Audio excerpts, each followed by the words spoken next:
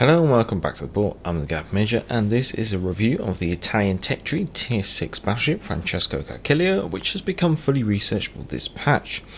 Now, this is a Tier 6 and 5 game of domination on northern waters, and on the enemy team we have a Molotov, a Nuremberg, a Southern Dragon, an Andrea Doria ×3, a Nagato, a Hood, and a Ranger. So it is an aircraft carrier game, so let's get the anti-aircraft stuff unlocked.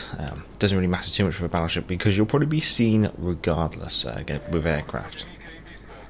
Now, Francesco Caracciolo is a representation of a member of her class, which was designed in 1913, laid down in 1914, with only one being launched in 1920, only to be scrapped.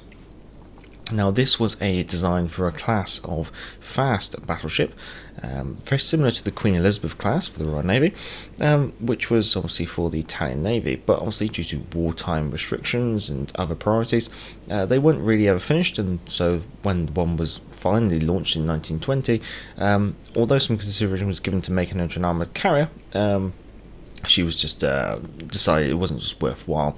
A very similar story, I guess you could say, to the Normandy class for the French Navy.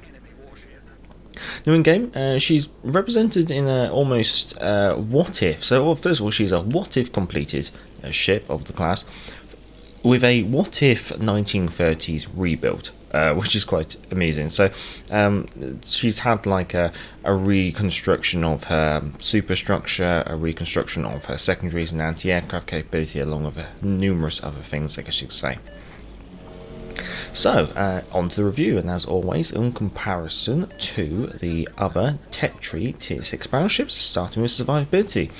Well, she has the second lowest HP of 54,500.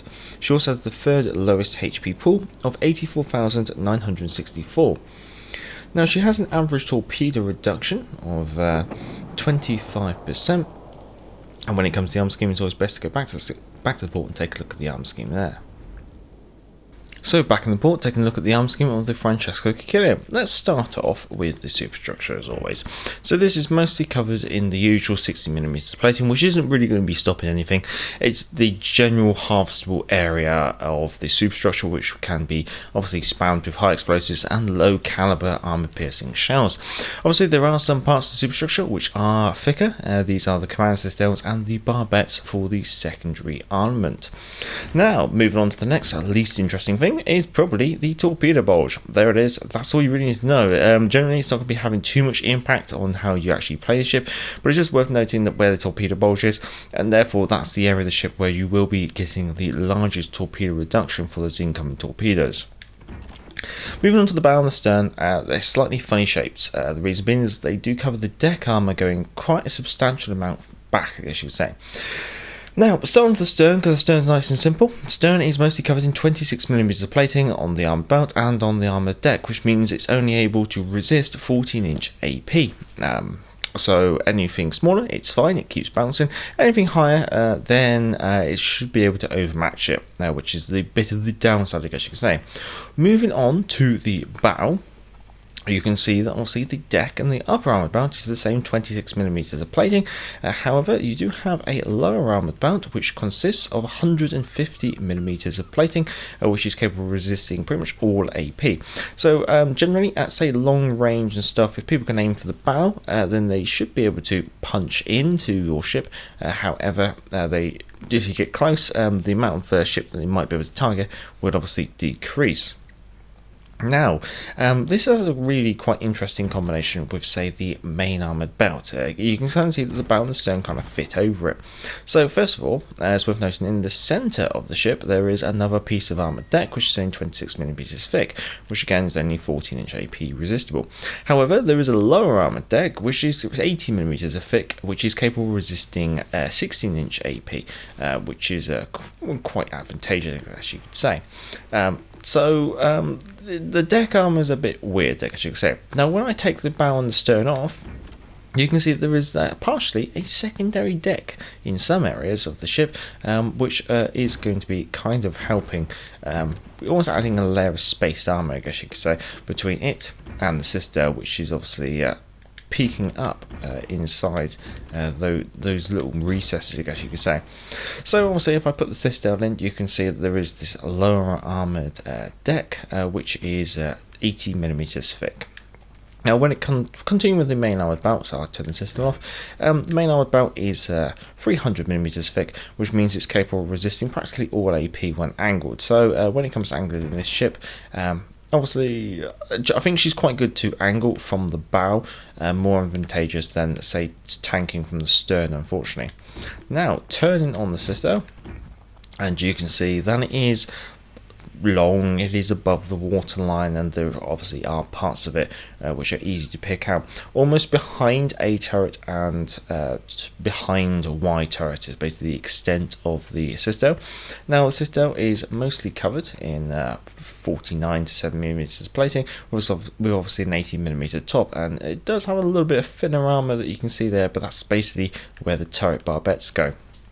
Now it's worth noting that with this armour scheme, if I turn the main armoured belt back on, you should be able to see it has a very shallow angle turtle back at the front and a very steep angled turtle back at the back or stern of the ship. When I turn the citadel on, you can see that this turtle back adds an additional layer of armour between the outside and your citadel. So in order to punch into the citadel on the lower part, they are going to have to say punch through 3 layers of armour. However, if they want to punch through your armour into the upper citadel, they've only got to punch through 2. So obviously your upper citadel is rather exposed.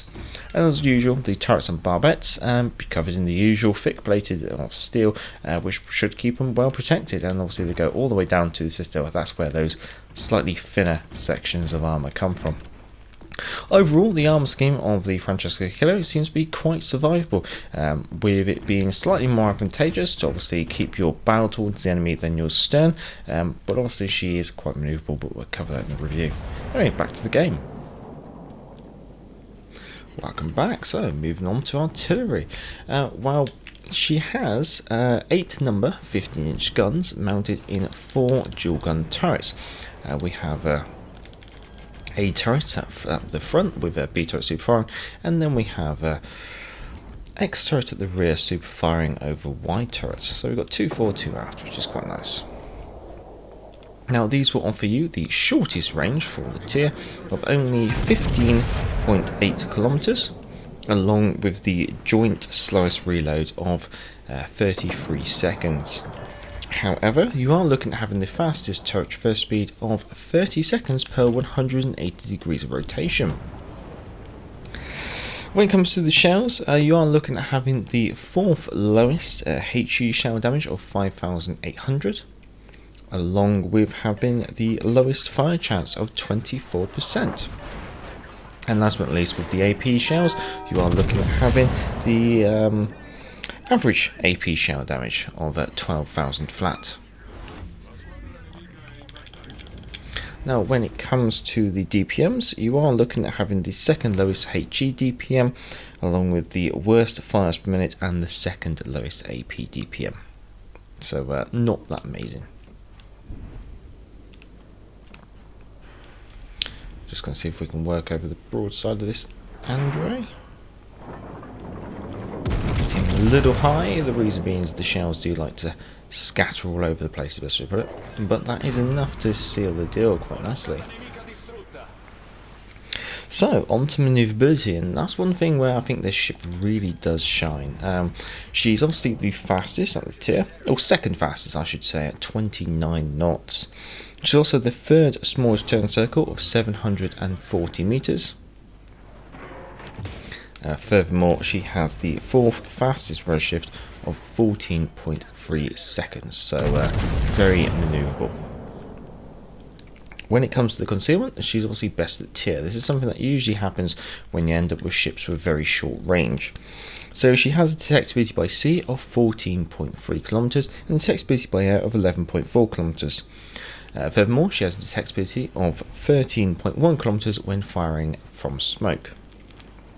Talking of smoke screen, she obviously has a exhaust smoke generator. She's the first of this tech tree to have access to that consumable. What this is basically a smoke screen which will keep up with the speed of your ship, which is quite a nice little trait.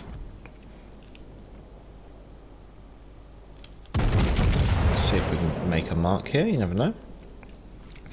And now the smoke screen has a 45-second duration. That's how long you can lay a smoke screen for, which obviously means that for 45 seconds you can be hidden in your smoke while travelling at top speed. Each puff of smoke has a 10-second dispersion, so if you wanted to sit around in smoke you could, but not for long. And furthermore, it has a 150-second reload.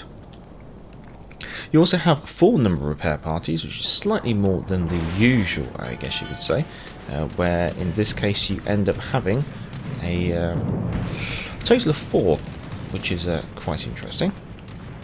Now these repair parties will heal 272 HP per second for 28 seconds. Oh, we're on fire. And that means each repair party will be able to regen a total of 7,616 HP in total. With an 80-second reload and a total number of 4, you are looking at being able to redeem a total amount of 30,464 HP. Not really too I'm impressed at the moment with the team. The enemies most certainly had better map control. Whether we can actually start making a mark on some of these enemy ships would be quite nice. But unfortunately just a lot of overpens.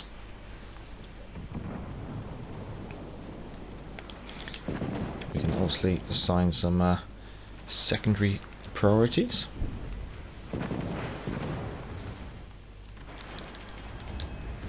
Let's see if maybe we can overmatch maybe the Nuremberg in the back there.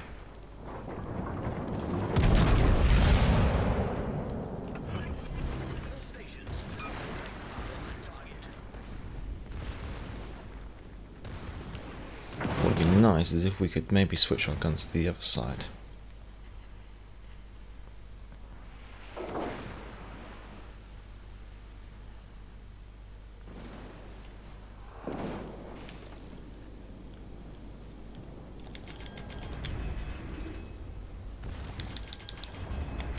We'll prioritise the Nuremberg.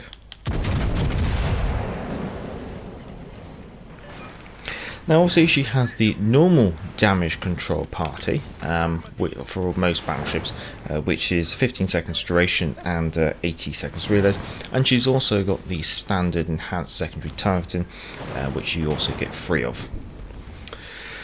Now, as always, down in the description will be the modules and the command build that I have used for this review. In regards to the consumables, we're looking at the command build. And what I mean to say is the modules. We're looking at having taken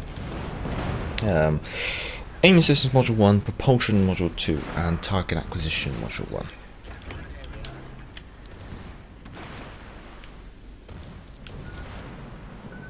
Might be able to just accelerate into this gap. Ooh. I think what I'm going to try and do is take the other flank.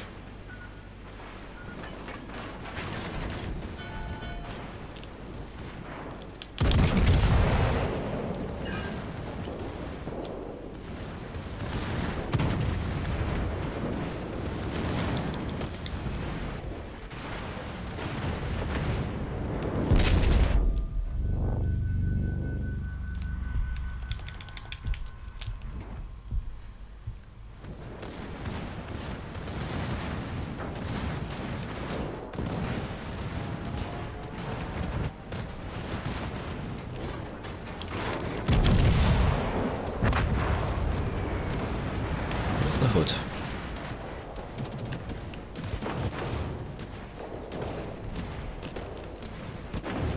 Oh, there we go. Unfortunately, not much we could really do there. But 87,000 damage, managed to get 1 kill, so can't complain too much. And 143 secondary hits on target, which is quite nice. I think the enemy team just managed to get map control over the rest of our team very quickly on the rest of the map, and unfortunately it just kind of meant that when they came pouring over here, there was only so much we could really do. Now, well, there's not much more of this game left, so I'll catch you at the end screen.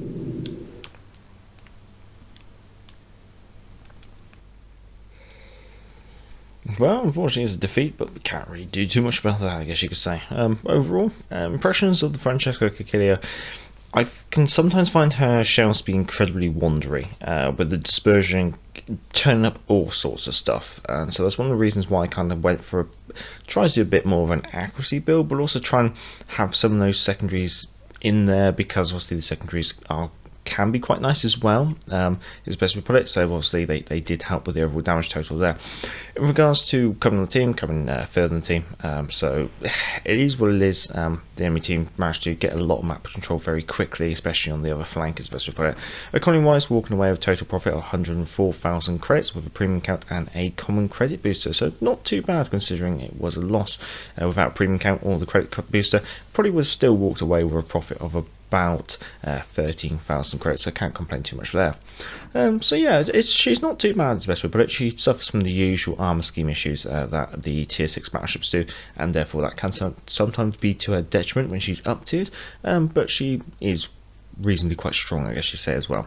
Well, if you did enjoy this, feel free to give it a thumbs up. If you enjoy this kind of content, feel free to subscribe. Down in the description is the modules and the command builds, along with a link to Patreon if you want to support the channel on Patreon, as it is a non-monetized channel. Until next time, I'm the guy from the Major, and back to the port. Hey, hey, clear the way, here comes the galloping Major. Bumpity, bumpity, bumpity, bump. Get out of the way there, you fellows, unless you want me to run you down. I guess this is the life. Now,